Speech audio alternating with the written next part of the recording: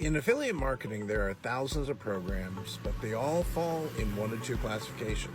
That's either high ticket or low ticket affiliate marketing. High ticket simply means more expensive products or services, which ultimately means larger commissions to you as an affiliate.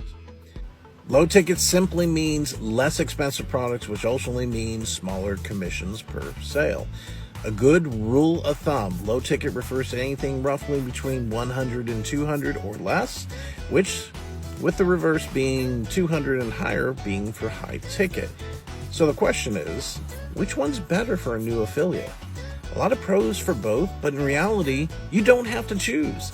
Many affiliate marketers actually diversify and promote multiple programs covering both classifications. The main point you need to be aware is the approaches are handled differently, meaning how you deal with them are handled differently. So in the next few videos in this series, we'll cover high ticket and low ticket, covering pros and cons. And until then, be well, have a great day.